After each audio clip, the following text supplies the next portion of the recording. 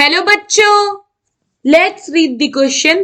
Read the following question and answer as per the direction given below. Option A. Statement 1 is true.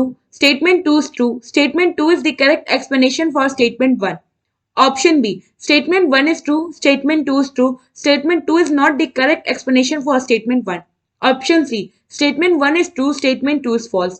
And option D. Statement 1 is false. Statement 2 is true. Statement 1. Boron always form covalent bond. Statement 2. The smaller size of B3 plus favors formation of covalent bond. So, question में क्या कह रहा है, हमें question के basis पे answer को predict out करना है. यहाँ पे दो स्टेटमेंट है, स्टेटमेंट 1 और स्टेटमेंट 2. स्टेटमेंट 1 में क्या कह रहा है कि जो बोरॉन है ये हमेशा कोवलेंट बॉन्ड फॉर्म करता है. ये स्टेटमेंट बिल्कुल करेक्ट है. यहाँ पे इसको समझने के लिए हम देखेंगे फेजान्स rule.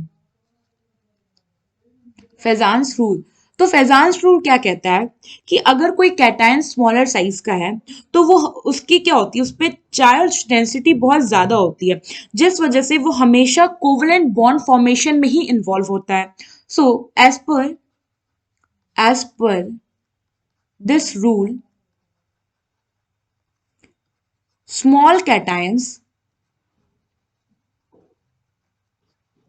having high charge density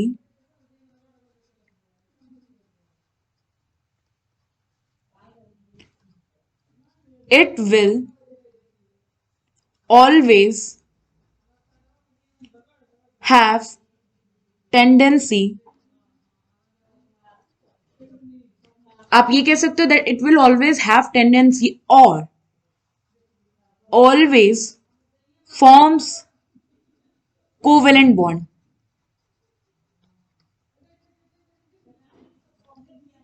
now second statement यहाँ क्या कह रहा है कि जो स्मॉलर साइज है B+3 का, यानी कि जो बोरॉन है +3 ऑक्सीडेशन स्टेट में है, ये हमेशा फेवर करता है कोवलेंट बॉन्ड फॉर्मेशन को.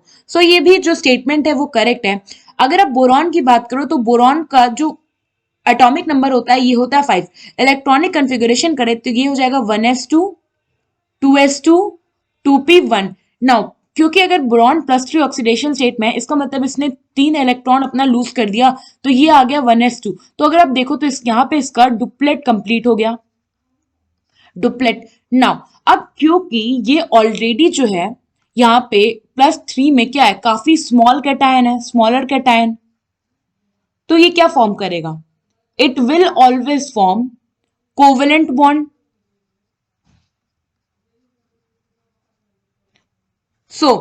यहां पे अगर आप देखो तो हमारे दोनों स्टेटमेंट करेक्ट है. अब हमें देखना है कि स्टेटमेंट 2 स्टेटमेंट 1 को जस्टिफाई कर रहा है कि नहीं. तो हमने देखा कि इसमें कह रहा है कि बोरॉन जो है ये हमेशा कोवलेंट बॉन्ड फॉर्म करता है. तो बोरॉन जो है ये मैक्सिमम +3 ऑक्सीडेशन स्टेट तक जा सकता है. और इसमें क्या कह रहा है सेकेंड स्टेटमेंट में कि +3 फेवर करता है कोवलेंट बॉन्ड. तो कोवलेंट बॉन्ड फॉर्म करता है हमेशा और +3 फेवर कर रहा है कोवलेंट बॉन्ड. तो यहाँ पे जो स्टेटमेंट 2 है ये स्टेटमेंट 1 को जस्टिफाई कर रहा है.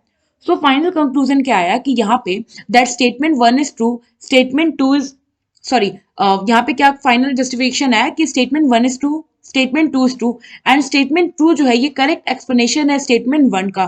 फाइनली यहाँ पे ऑप्शन ए जो है ये करेक्ट ऑप्शन है.